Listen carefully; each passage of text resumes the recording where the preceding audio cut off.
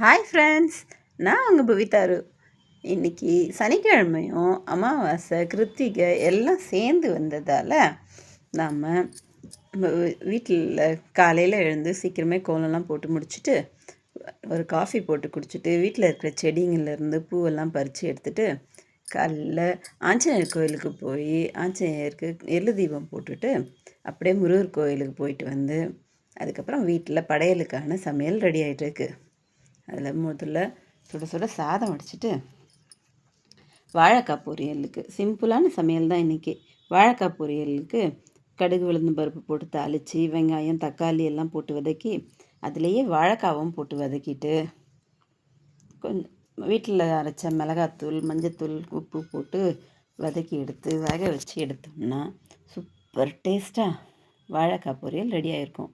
அதோட கூட கடுகு உளுத்தம் பருப்பு காஞ்ச மிளகாய் போட்டு தாளித்து கொஞ்சமாக வெங்காயம் பூண்டு எல்லாம் போட்டு வதக்கி எடுத்து அதோட அலசி வச்ச முருங்கைக்கீரையையும் கொஞ்சம் உப்பும் போட்டு நல்லா கொஞ்சமாக வேக வச்சுட்டு அதோட பருப்பு போட்டு நல்லா கிண்டி இறக்கி எடுத்தோம்னா சூப்பரான முருங்கைக்கீரை பொரியல் ரெடி ஆகிடும்.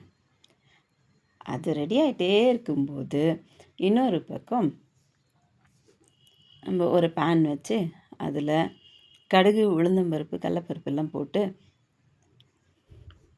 வெந்தயம் சீரகம் எல்லாம் போட்டு வதக்கி எடுத்துட்டு பொரிஞ்சதும் அதில் வெங்காயம் வதக்கிட்டு கத்திரிக்காய் முருங்கைக்காய் மாங்காய் அதோட வீட்டில் அரைச்ச மிளகாத்தூள் மஞ்சத்தூள் உப்பு எல்லாம் போட்டு தண்ணி ஊற்றி கொஞ்ச நேரம் காய்கள்லாம் வேகட்டும்னு சொல்லிட்டு மூடி வச்சிடலாம். அதுக்குள்ளே அந்த கீரையை இறக்கிட்டு இன்னொரு பேன் வச்சு அதில் கடுகு உளுந்தம்பருப்பு போட்டு தாளிச்சிட்டு வெங்காயம் வதக்கி எடுத்து கட் பண்ணி வச்சுருந்த மாங்காவை போட்டு அதோட வீட்டில் வச்ச மிளகாத்தூள் மஞ்சத்தூள் உப்பு எல்லாம் போட்டு நல்லா தண்ணி ஊற்றி வேக வச்சிடணும். வேக வச்சு எடுத்துட்டு அதை இறக்கும்போது அதில் கொஞ்சம் வெல்லம் போட்டு நல்லா சுண்டை வச்சு இறக்கணும்னா சூப்பரான மாங்காய் பச்சடி ரெடி ஆகிட்ருக்கும்.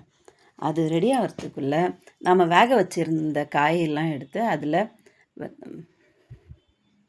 காயெல்லாம் வெந்திருந்ததும் அதில் வேக வச்ச பருப்பு அதிலே அந்த பருப்புலேயே தக்காளி பூண்டு எல்லாம் போட்டு வேக வச்சு மசிச்சுருக்கும்.